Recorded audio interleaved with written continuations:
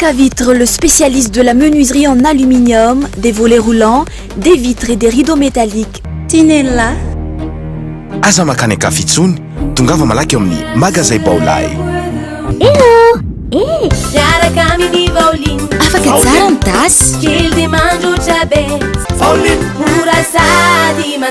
Soc à vitre Baolay, Vaoline, Université GSI manolotra ho anao ny Vaovao.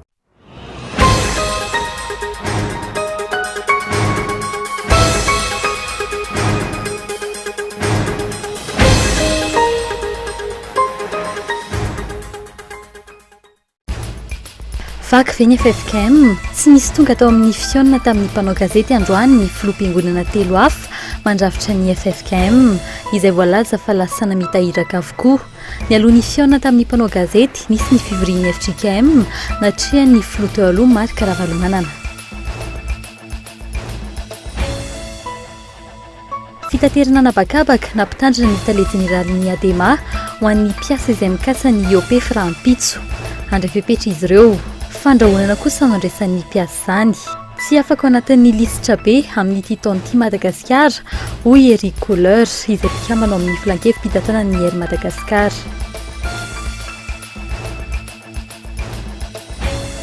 Service minimum ave ny asa mpanjakana sy ny asa fampandrosoana ao Antananarivo samy andry fampelezan-kevitra vao hetsika mafy ianao izay atsara sy asoana Antananarivo ny kandida mpanjakana ny zava-misy hatreto ny areraka ny renivohitra Madagasikara fampanantenana maro no tsy hita ny fanomboany hatramin'izao.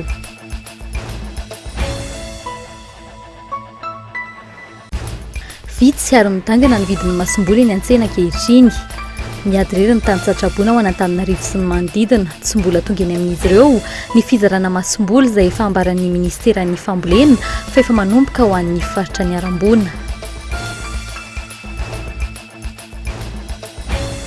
Any Somalia, olona 10 no maty omaly nandritry ny fanafiana nataon'ny Shebab vondrona islamista tany amin'ny faritry Mogadiscio. 20 ny naratra mafy.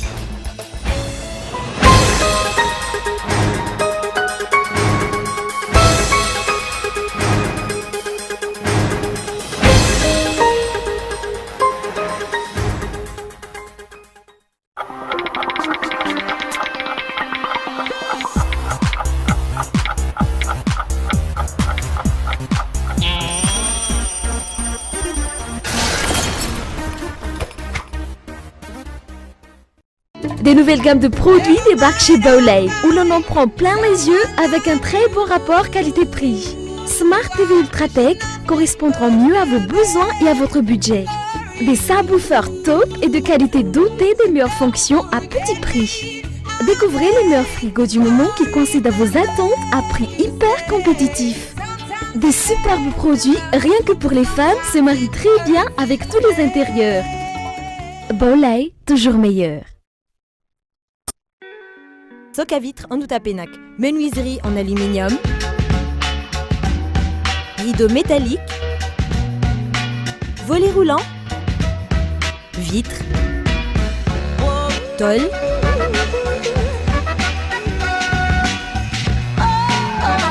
Soc à vitre en Outapenac, 020 22 682 28, 033 11 256 63, Soc à vitre en Outapenac, très sincèrement à votre service.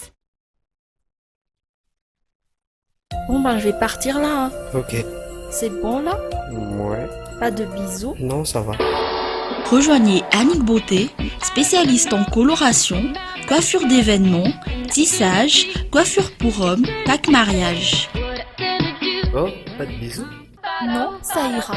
Voulez-vous être une femme sublime, attrayante et sûre de vous? Mon secret, Annick Beauté. N'hésitez plus, affirmez votre personnalité chez Annick Beauté. Annick Beauté, notre secret. Efa ela no nitadiavako shampoing azo antoka sy tsy manimbany volo. Shampoing tena mety aminy ary manamanitra azy ela. Sady maty ampiasa matetika e. Zany no natonga anay nifidy ny shampoing Vaovao. Shampoing papay mampangirana sy manala ny volo misy arimbotra. Shampoing menthe manadio sy manamevana ny volo misy angatrana.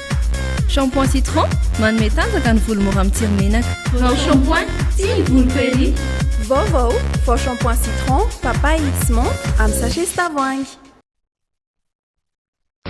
Situé dans une nouvelle ville, GSI Bypass, Université pionnière d'Avarajan, vous propose 4 filières clés. Informatique de gestion, multimédia et communication, génie management du BTP, management des affaires. Inscription encore ouverte avec GSI ITOS. Téléphone 034 38 174 74. GSI Bypass. Téléphone 033 17 689 34. GSI, un passeport pour l'avenir.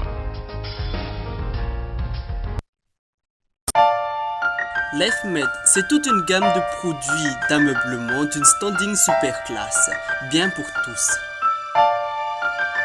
Pour ma nouvelle maison, ce canapé est vraiment idéal pour me relaxer le week-end. Waouh! C'est tout à fait mon goût. Non seulement c'est décoratif, en plus, je vais pouvoir préparer mes petits déjeuners pour toute ma famille.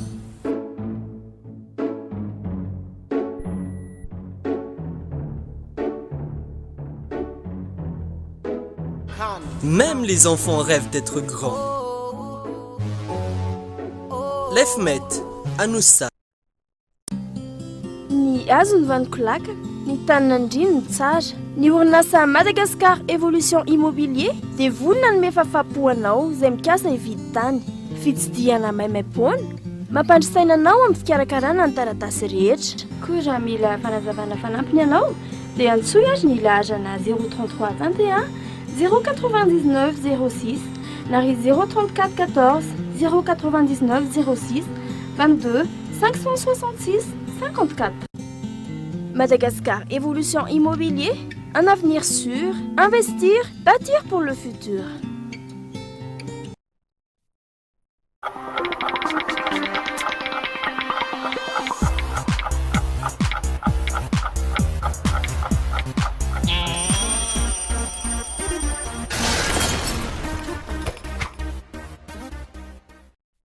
Ankasitrahany ao tomboka raha tsy mikivavy tsy misaraka amin'ny fahitalavitra ny KOLO TV tonga soa indray amin'izao fotoana ny fampahalam-baovao izao manasina ho ary anaraka izany hatramin'ny farany vaovao mikasika ny fifidiana hatrany no isantarantsika ny fiarana amin'ny tian'io ity tsy ara-dalàna raha mbola misy PDS manaritra totaratasy filatsahako fidiana ho ben'ny tanàna ankehitriny ho ny sekretera jeneraly ny ministeran'ny atitany ny fitondram-panjakana izay vao avy nanao fanoloana tompona ndraiky mpanjakana ny fotony maromaro tato ato ary mbola nametraka PDS ihany koa inatrany ny siny ny fifidianana amin'ny tanila vokatra ireny fahalona tompona ndraikitra amin'ny sesisesy ireny ho ny filohany antoko avany fanadihadiny Enina Rabary.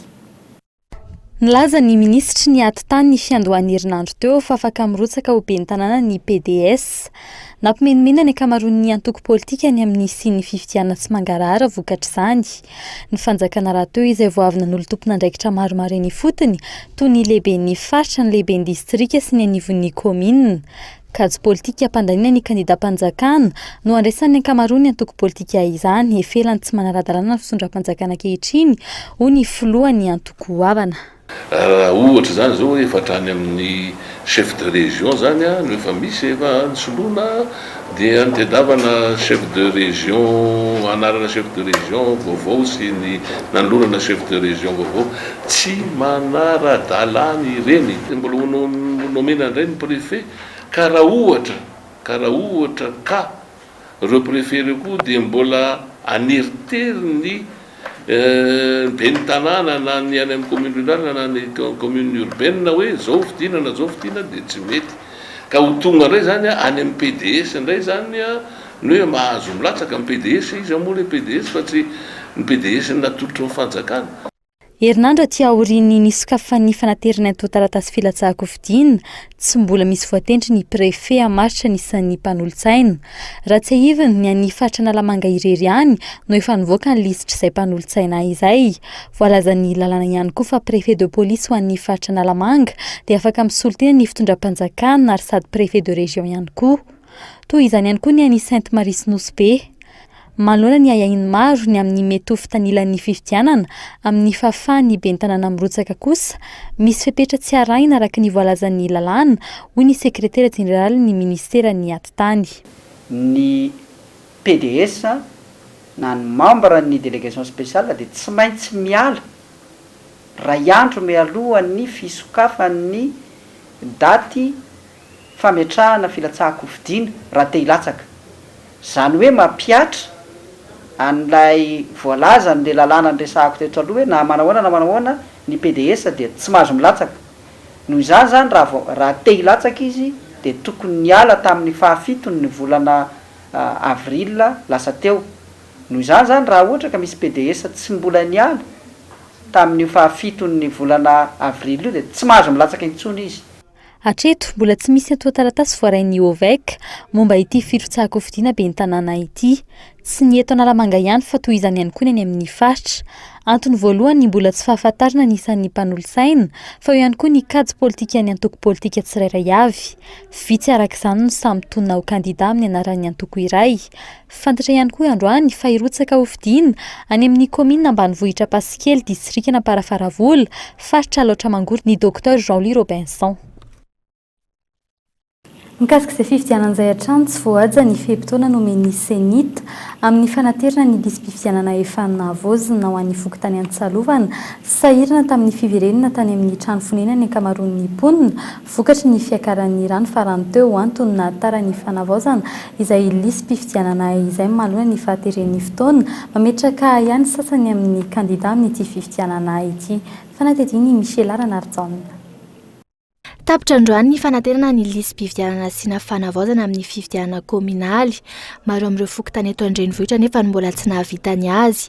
Isan'izany ny fokontany Antsalovana tsy tratra ny fehim-potoana nomen'ny senita. Raha ho anay manokana moa zany dia rapitso mihitsy zany zay vao afaka anatitra an'ity satria atramizao tsika miteny zao zany mbola manentana ny olona zay zany mba anatona arak'izay le tenen'izay ny olona natao anatin'le izy dia tao anatin'le tsabona le olona dia zao zay vao manam-potoana teo ny fanamboarana zany tany anivon'le tokantranony tanaty trano feno fotaka moa zany feno rano dia teo ny fotoana zany zay mbola nandamina dia zao zany le olona vao manantona anay ny anay manokana zany dia rapitso no anatitra n'ity lista ity zany any amin'ny senita zay. Maro amin'ireo mponina eto amin'ity fokontany ity no tsy mbola nijery ny lisam-pifidianana. Maro ireo nanadino, ao ireo tsy naheno na inona na inona mitokony hanaovan'ny olom-pirenena izany. Mbola tsy nijery lisam-pifidianana, ohatra mbola tsisy niteny mihitsy hoe mijery lisam-pifidianana. Mbola tsy nijery lista zaiko. Eto mbola tsy tonga any amin'ny fokontany angamba. 3 volana sy tapany tsy ahatongava ny fifidianana kominaly mipetraka ny ayay amin'ireo kandida sasantsasany. Izy ve ny mangarahara eo amin'ity fifidianana ity. Voalohany indrindra aloha dia azo lazaina hoe mampieritreritra kely ihany le izy eo amin'ny lafin'ny ohatrany hoe ny fahataran'le fikatoanan'le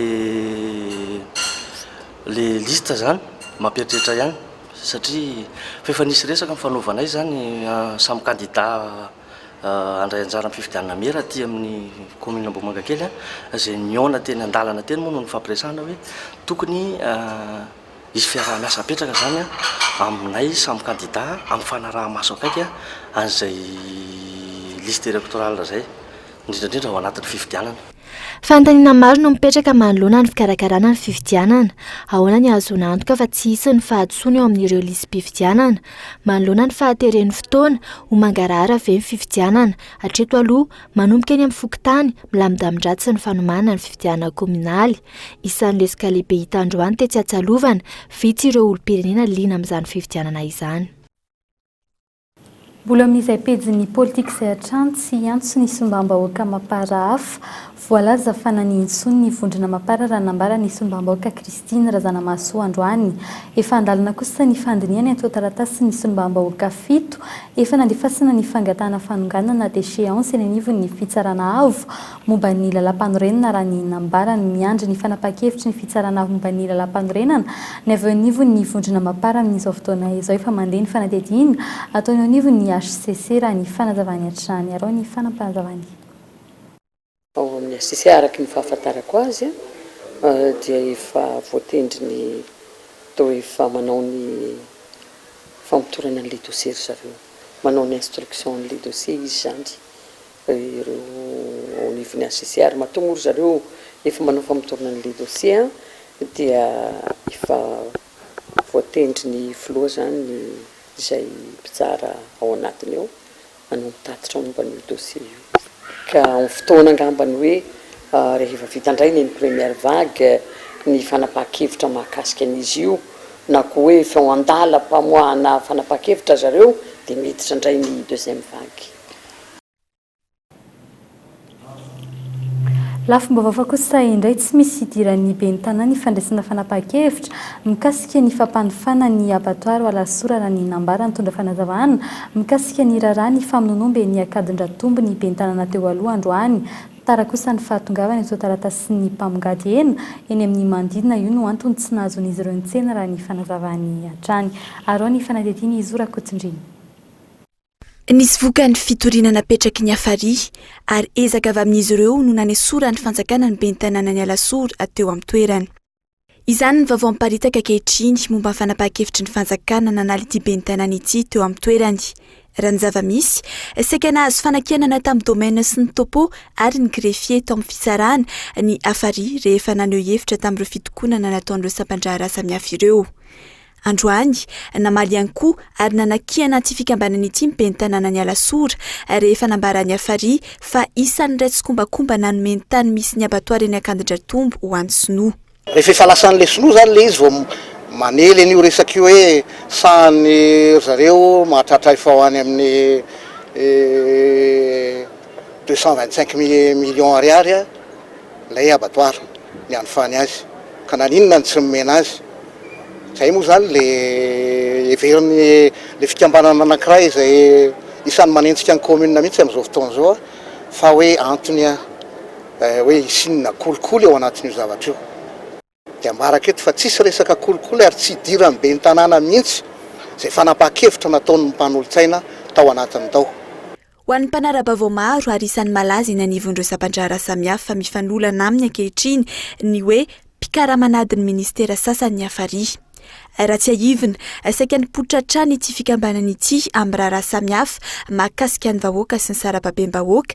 Saingy tsy hita kosa tamin'ny raharaha fanotofana tany izay mahavoaroroy olona akaiky ny fitondrana tahaka ny fanotofana tany etsy Akorondrano. Ho an'ny eny Alasora manokana, andrasana ny fivoarana fanadihadiana momba ireo raharaha kolokolo izay efa eny amin'ny Pianko ankehitriny. Vaovao mikasika ny fampihavanam-pirenena araka ny fanarahinao tany anatin'ny lohateny vaovao misy olana ve eo amin'ny fitantanana ny FFKM momba ny fampihavanam-pirenena tsy nisy tonga tao amin'ny fiona tamin'ny mpanao gazety androany ny filoham-piangonana telo hafa tsy nisy nandeva solitena ihany koa fa ny filohan'ny FJKM izay sady filohan'ny FFKM ihany nanao ny fanambarana tsy mbola ny ala ao amin'ny fampihavanam-pirenena ny filoha taloha Marc Ravalomanana hoe ity filohan'ny FFKM ity etsaka ilan'izay antanteraka dinika nasionaly ihany koa ny FFKM ny 20 aprily ka hatramin'ny 2 Mei ho avy izao ka misy fandoavam-bola hatramin'ny 2 hetsy ariary isaky ny vondrona andray anjara amin'izany arao ny fanadihadiana.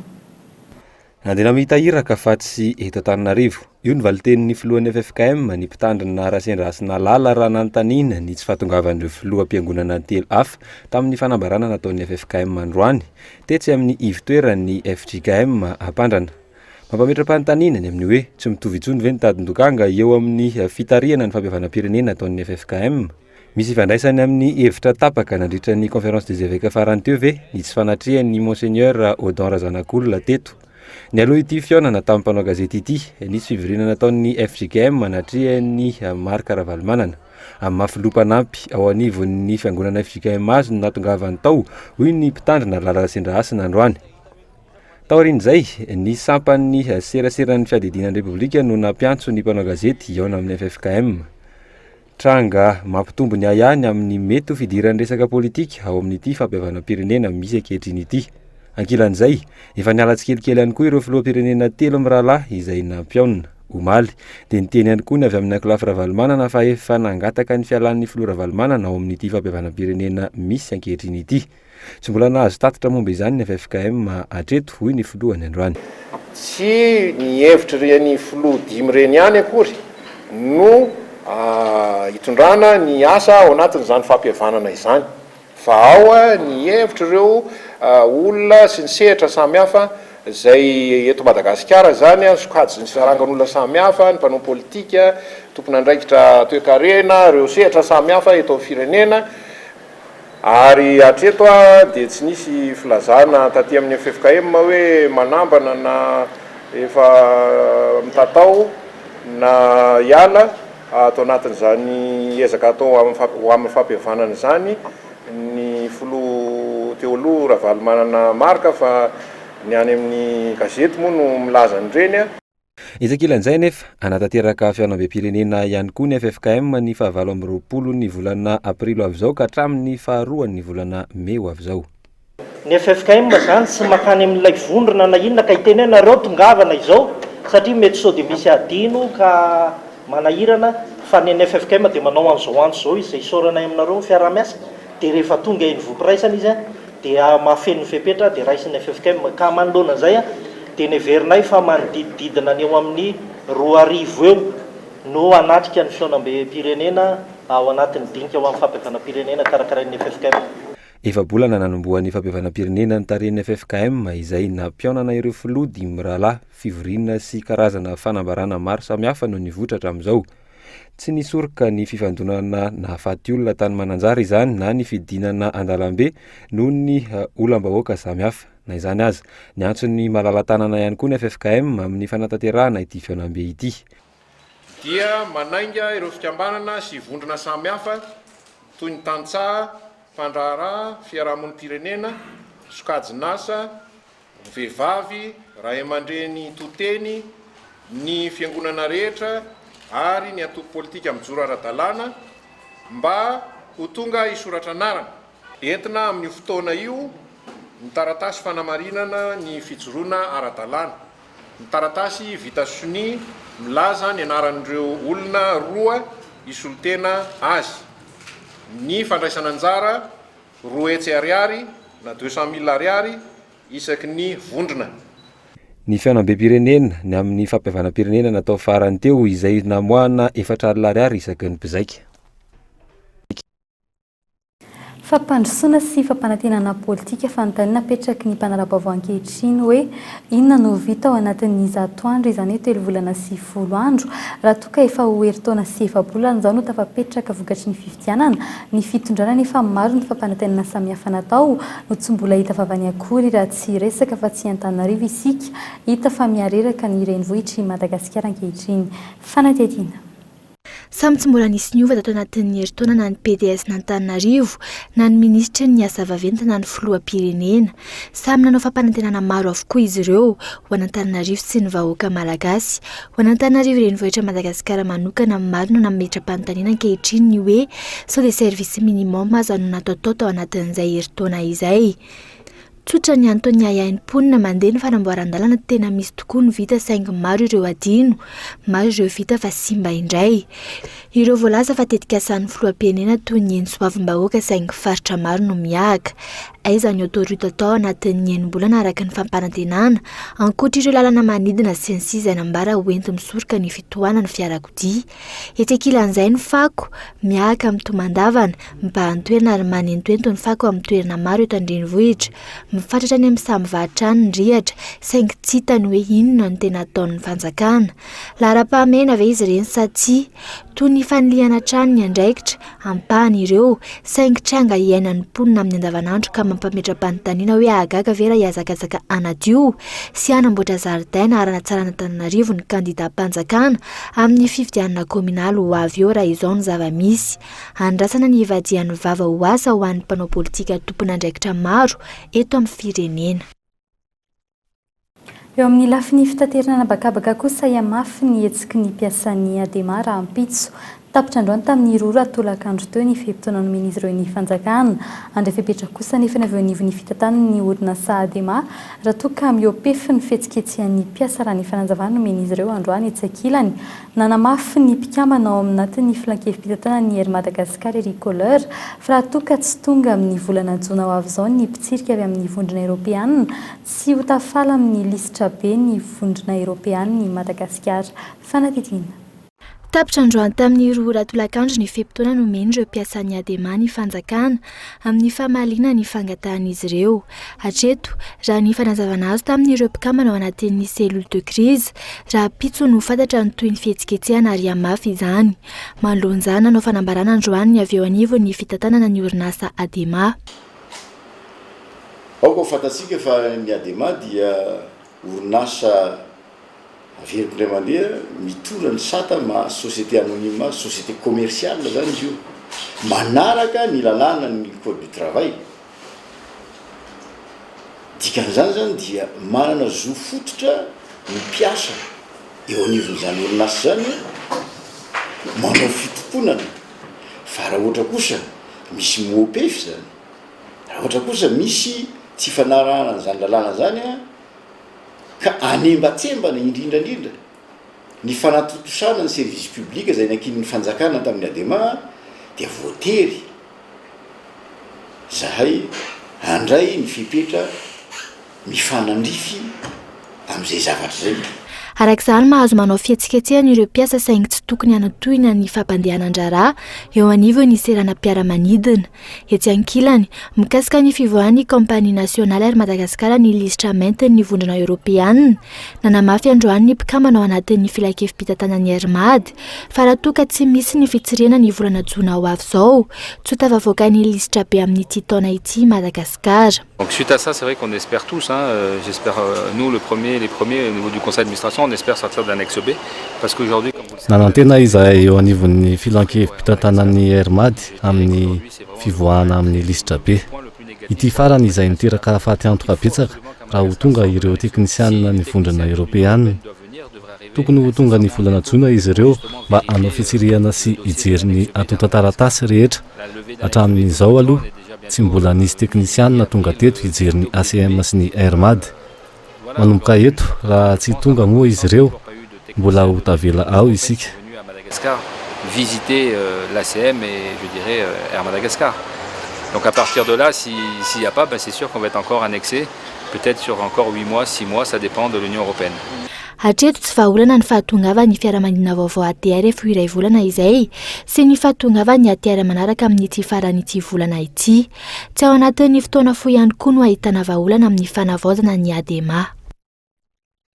Lafomba kosa indray tsy mbola mivary maharitra ny fahatapahan'ny herinaratra na ny délestage any amin'ny faritra amin'izao fotoana izao mahatratra tapakandro ny fahatapahana ho an'ny faritra toa ny Morondava sy Ambatondrazaka ary Mananjary. Tsy mbola mahasana tanteraka ny filana amin'ny herinaratra ao amin'ny faritra Toamasina kosa ny milina any an-toerana efa etsy ankilany ny tsy fisian'ny mangarara amin'ny fitantanam-bola eo anivon'ity orinasa mpanjakana ity no isan'ny olana voalohany raha ny voalaza ny solotenan'ny Jirama androany. Fanadiny Lilira Piata. 12 andro lasa izay naharitra sy miverimberina ny fahatapahan'ny herinaratra tao an-tampon-tanànan'ny Toamasina. Maharitra tapakandro isan'andro izany ho an'ity faritra ity vokatry ny sy fahampian'ny herinaratra. 420 megawatt ny filana amin'ny herinaratra ho an'ity faritra ity, manodidina ny 12 megawatt kosa ny herinaratra vokarin'ireo groupe any an-toerana. Le groupe nomeny firam-panjakana ho an'ny le groupe nomeny firam-panjakana ho an'ny Toamasina zany dia efa miterinasa ary mihodina tanteraka izy amin'izao fotoana izao mamasy ny filana eto Toamasina satria dia raha ny zava-misy zany dia tsy mahafeno tanteraka n'ilay 24 megawatt filanan'ny Toamasina le groupe nomena aty fa natao fotsiny mba hanampy ny eto Toamasina zany hoe misy ihany ny efa namboarina ireo milina efa taloha izay efa tena simba amin'izao fotoana izao. Raha tsy ahivina manodidina ny 3.7 miliara ariary ny vola notokany fanjakana amin'ny programme d'investissement public ho an'ny taona 2014-2020 hanafoanana ny délestage anatin'ny 3 volana. Raha ny fanazavan'ny mpiasa avy eo anivon'ny Jirama, ny volana Jolay izao no ahina tsy ho ampy intsony ny famatsiana herinaratra amin'ny fotoana fahamainan'ny tany. Izay tsy miady amin'ny mpitantanan'ny Jirama, tsy miady amin'ny tale généralin'ny Jirama izay fa izay kosa tianerin'ny fanjakana amin'ny alalan'ny solotenanay ao anaty fakevim-pitantanana mba hijery ny masoa ny Jirama ity fa io mba ny orinasa fanjakana. Rehefa inona ny fanjakana no mandray fanapa-kevitra hanarina orinasa fanjakana ao anatin'ny 100 andro. Rehefa inona ny fanjakana no milaza fa hanafonana délestage ao anatin'ny 3 volana ho aminay zany oetretinay tokony adidin'ny fanjakana ny mandray an-tanana amin'ny Jirama fa tsy Jirama, tsy mipiasa ny Jirama na mitantana amin'ny Jirama mahatonga ny fahoriana, mahatonga ny Jirama tozoka. Ny tsy fisian'ny mangarahara na amin'ny vola miditra amin'ny orinasa Jirama na amin'ny fampiasan'ireo vola ireo ny fototry ny olana raha ny fanazavan'ny mpiasa hatrany. Manodidina ny 7.9 miliara ariary ny vola very tsy miditra amin'ny orinasa io amin'ny halatra herinaratra amin'ny endriny samihafa.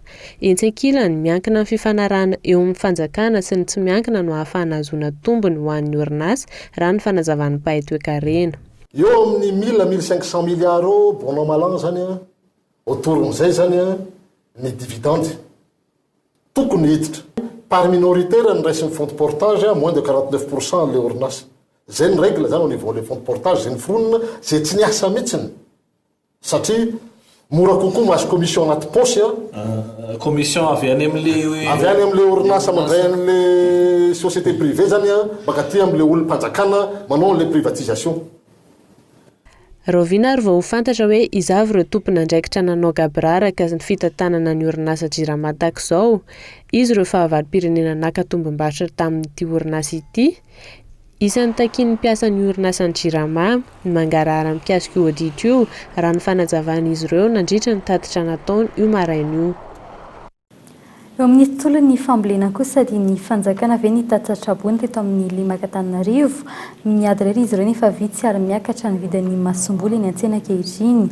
Ny faratsian'ny vokatra isan-taona no antony mahakely ny masomboly sy ny tsy ahafahana manao tahiry izany raha ny fanazavana azo etsy ankilany. Mbola vitsy ihany koa ny tantsaha manjifa ny masomboly voafantina sy voakarakara any amin'ny toeram-pitiliana rao ny fanadihadiana Lira-Piatahatra any. Mampitaraina ny tantsaha amin'izao fotoam-pamahazana izao ny tsy fisian'ny masomboly. Ny 700 ireo tantsaha mivelona amin'ny asa fambolena eto amintsika no miantoka manontolo ny masomboliny amin'ireo vokatra isan-taona. Raha ny fanazavana tato anatin'ny 3 taona izao, miaina hatrany ny fahafahan'ireo tantsaha manokana masomboly avy amin'ny vokatra miakatra amin'ny tanin'izy ireo. Nanampitrotraka izany ny fiakaran'ny rano farany teo izay nanimba hatrany amin'ny 700 voly. Olana na ny sakafo hohanina na ny masomboly ambolena. Vondresahako tamin'ireo tsy namako rehetra hoe na ny afafy ary problème be. Zao mazao fa fotoana famafazana, tokony ho famafazana mihitsy zao. Dia aiza nahita masomboly. Vitsy ireo afaka nitahiry masomboly ambiny tamin'ny taom-pambolena tamin'ny taon-dasa. Maro ireo tsy maintsy mividy noho izany. Vitsy anefa ny masomboly eny an-tsena ary lafo. Manodidina ny 500 ariary hatramin'ny 700 ariary ny vidin'ny 20 grama amin'ny masomboly efa nandalo laboratoire eto amintsika. Manodidina ny 500 ariary hatramin'ny 400 ariary kosa ny kilao masomboly voamaina. Ny karazana anana sy ny legioma no isan'ny be mpitady amin'ny masomboly ary isan'ny lafo vidy. Etsy ankilany mbola vitsy ny tantsaha manjifa ireo masomboly ireo noho ny tsy fampin'ny eto manana. Anay aloha misy fa tsy dia betsaka. Ohatra zao vonana zao, nisy nanatitra, ny haricot-vera, dia ny tsaramaso tao zany efa ilay teo aloha ihany dia mbola tsy mova vidiny. Tao zao ny voaingana vidina satria zao fa ilay efa tsy dia misy zao dia efa lafolafo. Efa 100 kapoaka, haricot-vera. Maro araka izany no sahiran-tsaina ny tantsaha. Nilaza ny eo anivon'ny ministera ny fambolena fa efa mandeha ny fizarana masomboly ho an'ireo trabona. Saingy tsy mbola nisy tompona andraikitra tonga na hoe nanisan'ireo tantsaha niarambona tamin'ireo faritra manodidina n'Antananarivo renivohitra. Maro ireo maniry ny hanaovan'ny fanjakana hetsika manokana tahaka ny efa nataon'ny fikambanam-behivavy iray teto an-drenivohitra sy ny manodidina. Nivarotra masomboly zezika tamin'ny vidiny mora ho fanampiana ny mpiarabelona. Amin'ny ankapobeny ho an'ireo mpamboly, lanina midina natao sakafo ny vokatra nandritra ny taom-pambolena 424. Vaovao mikasika ny toetry ny andro kosa indray mivadibadika izany ankehitriny, ahitra iray volana sy tapany hoe izany raha ny fanazavan'ny teknisianina mialoha ny idirana amin'ny tena vanim-potoan'ny ririnina ny zava-misy ankehitriny, efa manomboka miova ny endriky ny entana miranty eny an-tsena, efa manomboka mitombo ihany koa ny tinady amin'ny fitafy fitondra ririnina fivarotana azy ireny indray ankehitriny no hiazaka izany ny mpivarotamba maro arao ny fanadihadian'ny Mikaela Ramarla.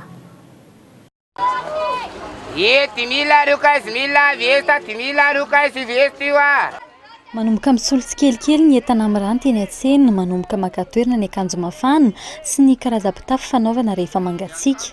Efa manomana izany ity raim-pianakaviana iray ity. Kajo momba ny vola tsy maintsy avoaka posy afaka iray volana any ho any no hitadiavany akanjo mafana ho an'ny ankohona amin'izao.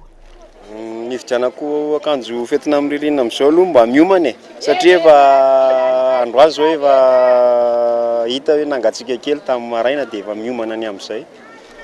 Fanazarana ny mpanjifa hivantana eny amin'izy ireo dia izao kosa no paikady antony hivarotana mialoha ny akanjo mafana eny amin'ny mpivarotra.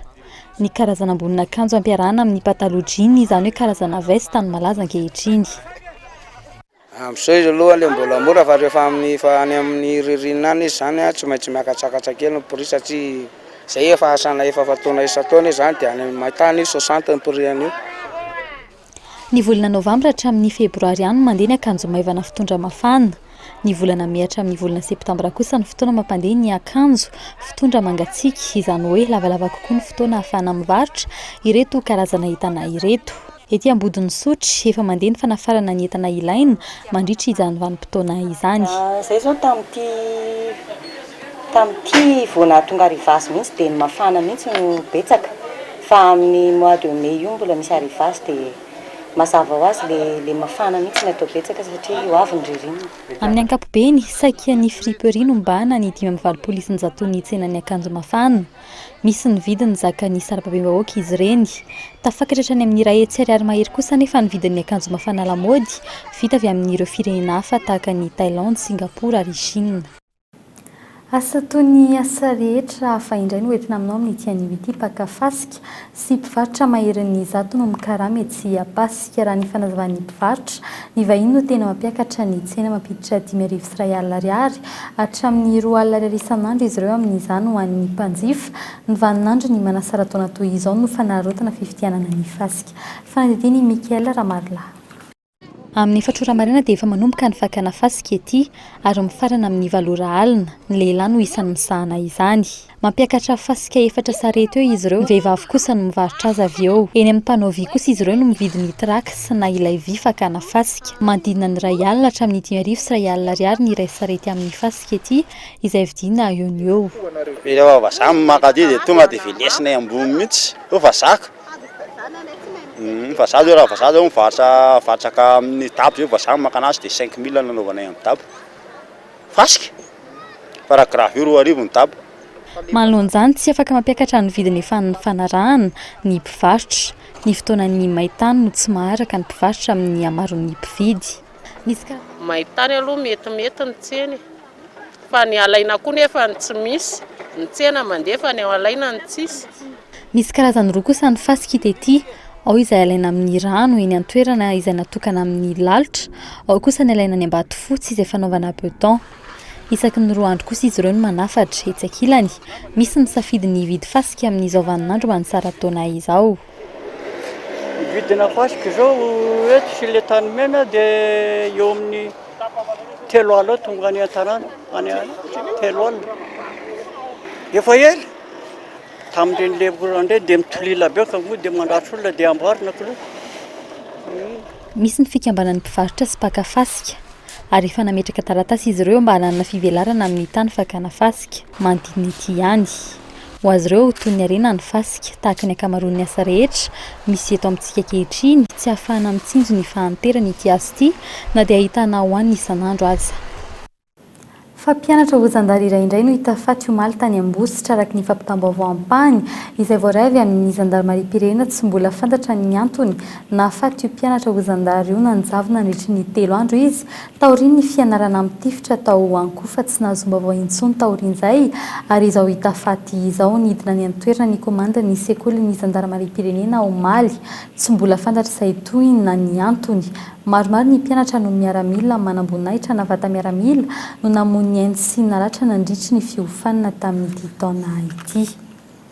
Fa lafim-baovao kosa indray fialana voly karakara hetsika lehibe ny tipo event ny faha 12 hatramin'ny 15 May ho avy zao izay mitondra ny anarana hoe Magic Land. Magic Land hetsika iray hanomezana fahafapo ny fianakaviana ny tanora lehibe indrindra fa ny ankizy. Isy arak'izany fanomezana kilalao maro samihafa ho an'ny rehetra mandritry ny hetsika toy ny fanaovana musculation ho an'ny lehilahy, zumba sy ny sisa ho an'ireo mpianakaviana sy ny tanora ary karazan-kilalao maro samihafa ho an'ny ankizy. Ary ny fanampanazavany. Tany amin'ny parc de loisirs éphémère izay efa tetika asa efa nomaninaina nanomboka tamin'ny volana May ny CCI Divato amin'ny zoma 12 volana May ho avy izao ka hatramin'ny latsinainy 15 volana May.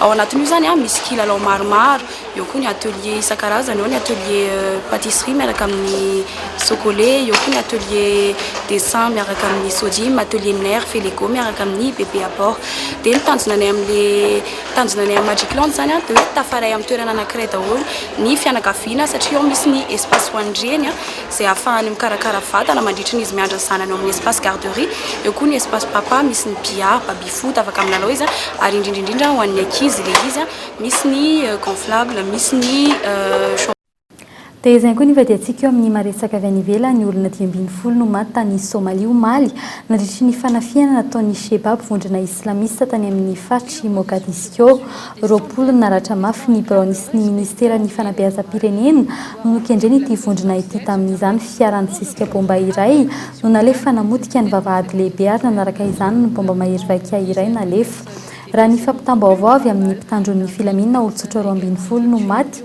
mpitandron'ny filaminana ny iray ary tompona andraikitra ambony ao amin'ny ministera ny iray efa arovana tanteraka ny birao-mpanjakana ankehitriny taoriany ity raharaha ity fa mbola amin'izay maresaka avy nivelan'izay hatrany 2 andro ny sesy izao no nisy ny fihetsiketsehana sy ny fidinan-dalambe tany Guinée Conakry fanoherana nataon'ny antoko-mpanohitra tsy mankasitraka ny tsy fanajany tety andro mpifidiana ataon'ny mpitondra fanjakana sy ny tsy fandriam-pahalemana ny antoerana no antony mpitokona anjatony mahery no midina an-dalambe hatramin'ny alatsinainy farany teo raha ny fampitam-baovaon'ny gouvernemanta any amin'ny 1 oktobra vao irisoana ny fifidianana filoham-pirenena raha tsy misy ny fiovana ho raisin'ny filoha Obama no Washington anio ny filoha Guinéana Alpha Condé raha ny fandaharam-potoana isan-tena isongadina amin'ny dinika ny mikasika ny tazo Ebola ny antoerana izay mbola mianakaina ankehitriny isan'ny andray anjara amin'izany ny filoham-pirenena ho Sierra Leone sy Liberia raha tsy ahivina olona iray no maty hatramin'ny alatsinainy farany teo tamin'ny mpanao fihetsiketsehana ampolony maherina ratra iray ny voan'ny bala ary mbola miandry fitsaboana eny amin'ny hopitaly amin'izao fotoana izao ny mpitandron'ny filaminana izay manao fiatrano fa tsy mampiasa ny fitaovany amin'ny mpitokana fa iverina itaterana koa sika atao anatin'ny reto vaovao nisongadina tamin'ity anio ity reto tsy mbola ny ala ao amin'ny fampivanam-pirenena izay tariny FFKM ny filoha teo aloha Marc Ravalomanana ho ny filohan'ny FGKM izay sady filohan'ny FFKM Rasindra Sinalala androany fa tsy nisy tonga tao amin'ny fiona tamin'ny mpanao gazety androany ny filoham-piangonana 3 hafa mandrafitra ny FFKM mikasika ny fitaterana arabakabaka tsy ho tafiala ao anatin'ny lisitra maintin'ny vondrona Europeana amin'ity taona ity Madagasikara raha toa ka tsy tonga amin'ity volana Jona amin'ny volana Jona ho avy izao ny mpitsirika tamin'ny avy amin'ity vondrona ity ho ny mpikambana ao amin'ny filankevi-pitantanan'ny ery Madagasikara ery Couleur androany ary farany mpianatra ho zandary iray indray no hita faty omaly tany Ambositra dia izay ihany koa no hoentina mamarina ny fiarantsika tamin'ity anio ity soriny ianao niaraka tamin'ny fampalambaovao ny fahita lavitra KOLO TV veloma toko.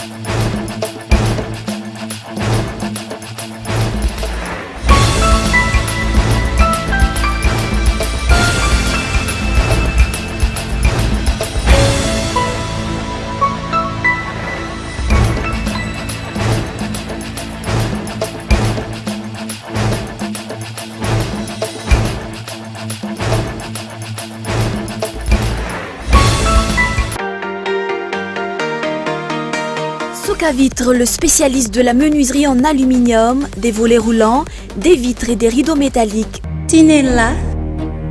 Aza makany akafitsony, tongava malaky amin'ny magasin Baolay. Hello. Miaraka amin'ny Baolin. Afaka tsara mitasy. Kely dia mandroatra be. Baolin. Mora sady mandaitra. Ny fahapalalamba vao dia niarahanao tamin'ny Soka Vitre, Baolay, Vaolin.